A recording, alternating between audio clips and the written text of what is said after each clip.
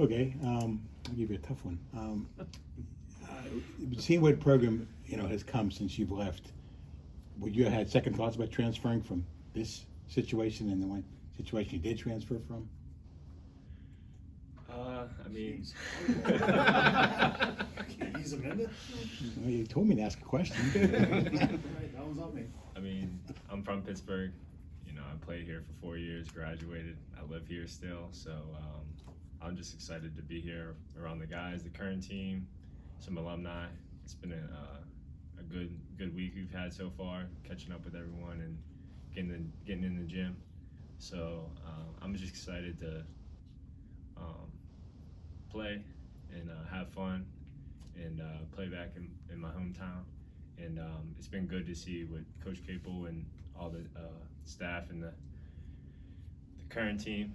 They're looking good, so it's just been a nice little event to get together. Is it good to see the program on the upswing? Yeah, for sure, of course. I mean, been a Pitt fan my whole life, so definitely for sure. Ryan, what kind of the emotions when you walk back in the building? What kind of flashes back?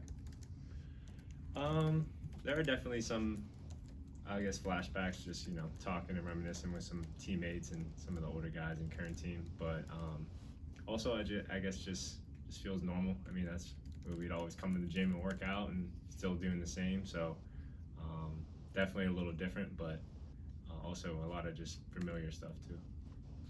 What have you seen, just because you guys kind of been practicing with the current team? I mean, what do you see from them, and what kind of excites you about that group? I think they are definitely, they definitely play hard. They care about one another. We scrimmaged them yesterday, and it was a good run. And I think they play well together. They play hard. Obviously, it's the summer, so I'm sure they haven't had too much practice yet. But they got a lot of talent, a lot of young guys. It seems like a good mix of young guys, some older returning guys, and I think everyone just looks forward to watch them play this year. Ron, what's the key to having success in a tournament like this when you guys haven't played a lot together to try to mesh really quick and be able to win games? I think you're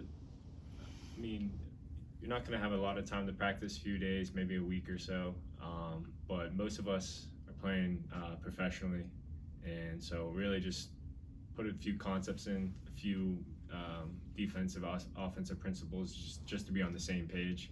But everyone knows how to play. Everyone is familiar with each other's game, so just try to play hard, play together. And I think the thing about TBT is just have to be unselfish and play hard. If you try to play like a pickup game or just go out there, you're probably not going to do very well. But if you play hard and have a little organization, I think you can win some games. Do you have I mean, I know some of your teammates for this are guys you didn't play with, but getting back on the court with Jamel, do you kind of remember his tendencies, how to play with them, stuff like that? Yeah, for sure. Actually, I think there's three. Actually, most of the guys on the team I actually played against this year. I played against Mike and I played against Nike, and so obviously familiar with their games. And you mentioned Jamel as well, and so I feel like a lot of us have played in the same leagues, either watched each other or played against each other. So pretty familiar. Where were you playing professionally this season? I played in Turkey, and I think Mike Young and Nike were also there. Come back to Turkey after this? No, I'm not. What are your plans? Next year I'm playing in Japan, so Okay. yeah. After spending some time playing professionally in Europe and then coming here and seeing the current Pitt team, what advice would you give them on getting to the professional level? I think just put the work in.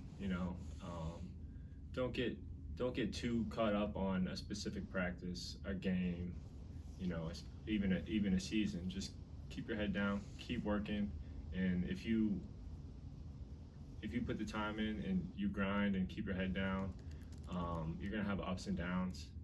And the professional basketball is a grind. So if you're mentally strong enough and can, block out some of the other stuff, you can have a good career. Ryan, what's it been like for you playing overseas? And you ever stepped back and thought about all the places you've been because of playing basketball? Definitely. yeah, I've been lucky enough to see a few different countries and travel a lot and do things I wouldn't been able to do. Obviously, everyone's goal, I'm sure the current team, everyone's goal, play in the NBA at the highest level and stuff. But I think it's important for younger guys to realize the path that they have overseas as well. It might take a year or two to, kind of get a resume, get your feet in the ground a little bit. But once you do, you can really carve out a nice living and, like you said, see a bunch of different countries, places, things you weren't able to experience. But I think Pitt is a great starting point for any career. What's the what's the passion like overseas for basketball? It's pretty crazy. I know mostly I played in Spain and Turkey, so both the fans in Spain, there's a lot of sold out gyms, very very high level basketball, and then Turkey, there's some crazy fans, some crazy fan bases, some eye opening experiences that Americans maybe not used to, but it can get pretty wild. Obviously, with the hectic schedule playing overseas, how often do you check in back with Pitt, and how often do you get to watch games at all, especially this past 2 seasons? It's tough to watch the games live just because of the time difference, but I'm always checking in scores and highlights or on social media. But I usually, in the summer is usually my time to come here, when I'm coming here working out, check in with the new guys, the old guys, the staff, the administration that's still here. So it's been good this week to do that. Ryan, how different are you from the 18-year-old kid who arrived at Pitt as a high school recruit?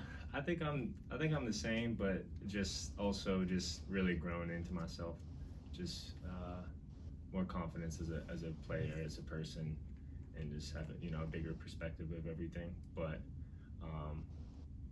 wouldn't say changed too much, just evolved, I would say. But like I said, just have perspective and be able to come back kind of circles everything together. You kind of talked about the passion in Europe, and one of Pitt's freshmen is he actually played European professionally. I don't know how much you watched of him, and Nike and Nelly said that the transition going over there is harder, and they think it might be easier from a European player to come to America. Would you agree with that assessment? Yeah, I would say so. Because over here, you're gonna have the best facilities, the best staff, best nutrition, all the resources at your disposal. Where especially if you're just starting out in your young career, you're not gonna have all those amenities. And so for a European guy to come over here, I think when they have all those amenities at their disposal and to use their knowledge of the European game back here, I think it's a little bit easier. Although, of course, both ways you might be a little, homesick. But I think it's much more difficult for an American kid who's used to this type of stuff and then have to go somewhere and really be on your own. And it forces you to grow up quick, but I think it's one of the best experiences you can have. Anything stand out to you about Angel playing against him down there? That's the Bosnian kid. Yeah. I was actually in the weight room with him earlier. It just seems like we talked a little bit about European basketball, but definitely just it seems like the pace he plays at, his knowledge. Some of the coaches said he was on it from the jump, from the first practice. He didn't look like a normal freshman, so he looked good yesterday, and I just wish everyone the best of luck. Have you thought about what you're going to do with your share of the $1 million? I don't know about that. Let's just focus on winning these games in Pittsburgh, and then we can worry about that later. All right. Thanks, guys. Thanks, Ryan. Thanks, Ryan. Thank you.